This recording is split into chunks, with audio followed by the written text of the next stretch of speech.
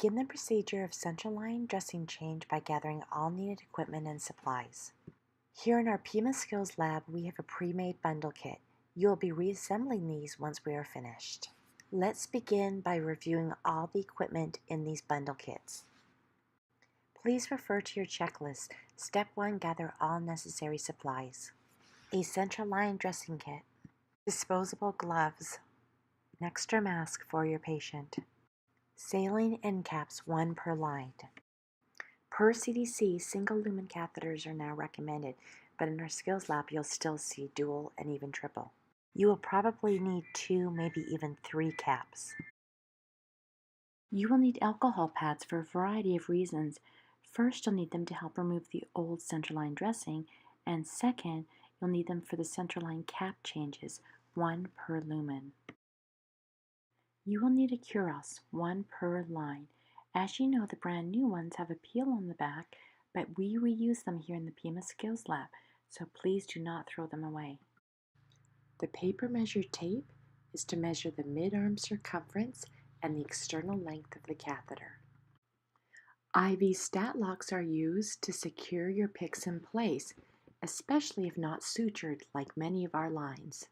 In this video, we are also teaching the skill of flushing the central line, so you will also need normal saline flushes, 1 per line. Take care not to accidentally pick up heparin flushes. You should be using normal saline. You will need a biopatch. Here's a typical one you may see in a hospital, but at Pima Hospital, we use our own. Please do not throw this away when you are finished. And finally, you will need your bio bag, and here at Pima, we use antibacterial wipes. Yes, you know we like things to be very, very clean. You are ready to begin. Perform hand hygiene before patient contact. Introduce yourself. Use 2 acceptable identifiers to confirm that you have the right patient. Good morning, Mr. Espinosa. I'm Melinda. I'm going to be your nurse today.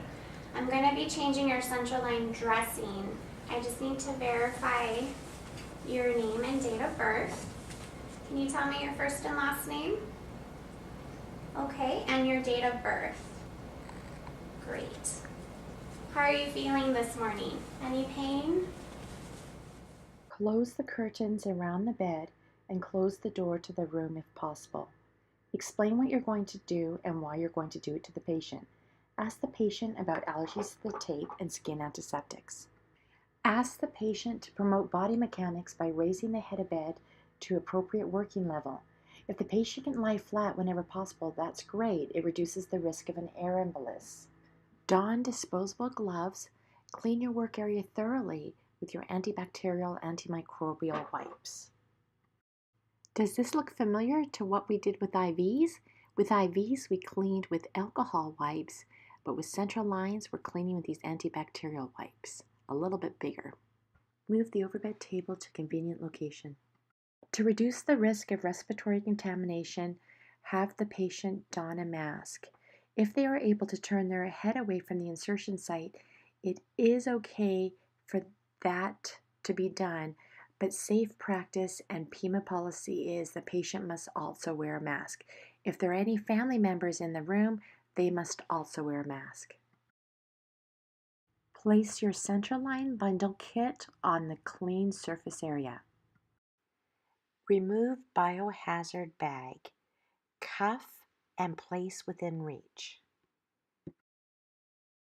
Carefully open and don the mask inside the sterile central line kit. The mask is usually positioned at the top of the kit. If it is not, carefully turn it upside down and position the mask on the top.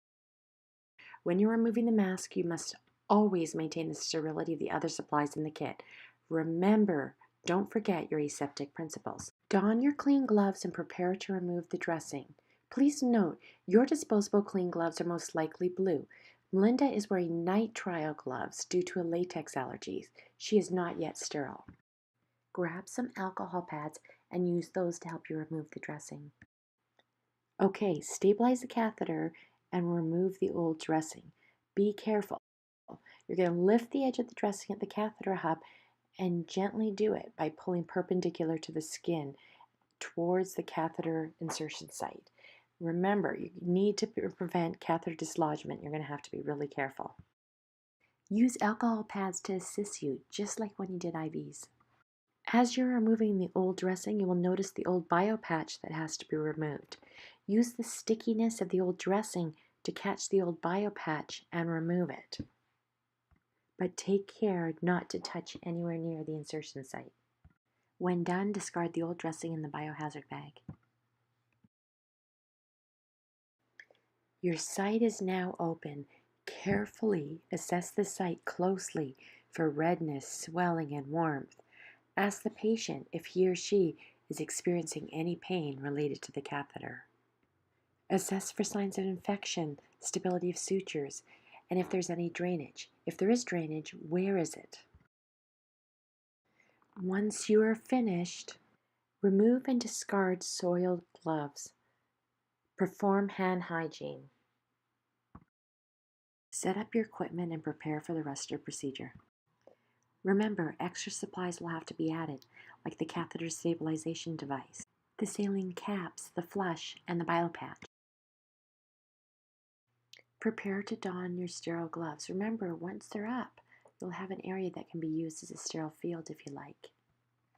However, the most common thing to use is the drape that you will find in the central line kit. Set up your sterile field and organize your supplies. Take good care to maintain that asepsis. And Take the chlorhexidine swab, break open, punch the wings. Begin by cleansing over the insertion site in a half-moon circle. Use a vigorous back and forth circular motion to cleanse the site. Scrub for a minimum of 30 seconds and work from the insertion site outward. Wipe down the catheter hub and tubing. Work from insertion site outward and avoid touching anything outside the area, including the patient gown, pillow, or face. Be sure to clean under and around the lumen as well, but do not touch the lumen with sterile gloves. You would contaminate yourself. Remember, stay sterile.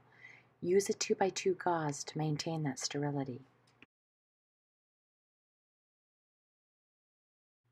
Look how Melinda is painting the lumen and the pigtails.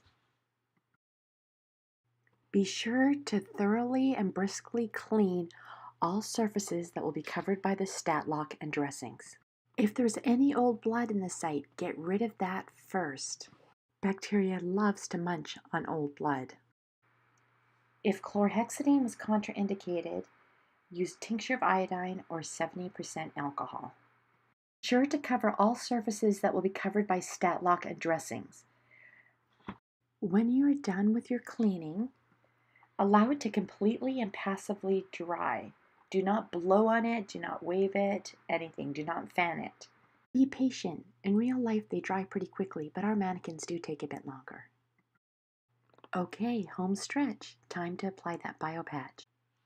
Place the biopatch with the slit facing down towards the lumen.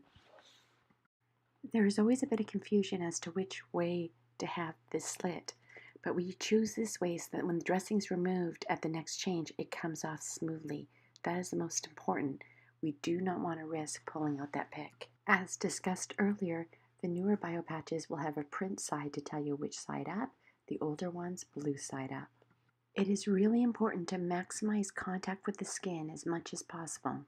You also want to make sure the edges of the slit must touch, and that helps to maximize antimicrobial action. Do not use if your patient is allergic to chlorhexidine. Here is an example of the IV stat lock device, the next step. However, in our skills lab, just like when you do Foley catheter, you will be simulating the application. There is a stat lock in your bundle kit, but please simulate the application. Practice opening, but do not actually apply. We will be securing our catheters with sterile tape or sterile adhesive strips, and that is also acceptable. Here is Melinda now applying the stat lock to her model. If your PICC line is sutured, you will not need a stat lock.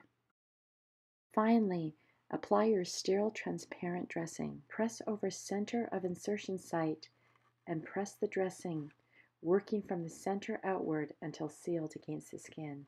Gently smooth the dressing from center towards edge, but do not apply excessive tension as skin shearing may result, and do not cover dressing with roller bandage. Melinda's doing a great job demoing the last part, which is securing down that end where it's a real risk for microorganisms and air to sort of get in and risk for infection. Again, you will not be using your stat locks, but please use the tape that's a part of your kits for this final step.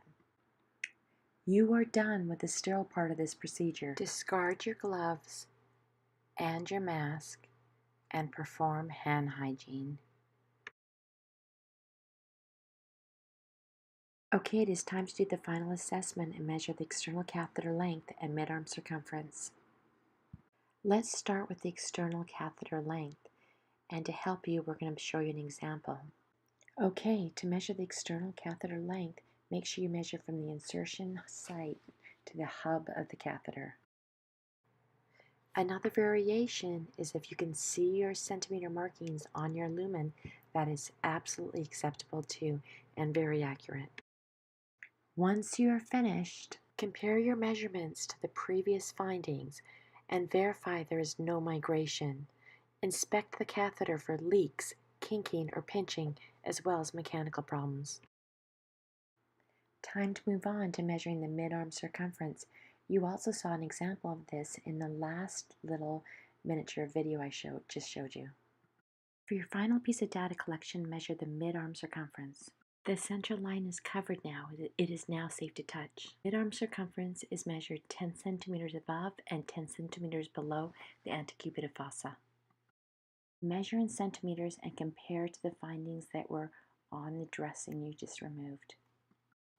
As we all know, infection is a serious risk and unfortunately common, but another one we also see is upper extremity deep vein thrombosis. The physical finding of edema and increased arm circumference in the PICC arm are possibly suggestive of this upper extremity deep vein thrombosis. Label the dressing with the date, time, initials, external length of the catheter, and mid-arm circumference measurements. Place on the side of the dressing. You want the insertion site to be easily visible at all times.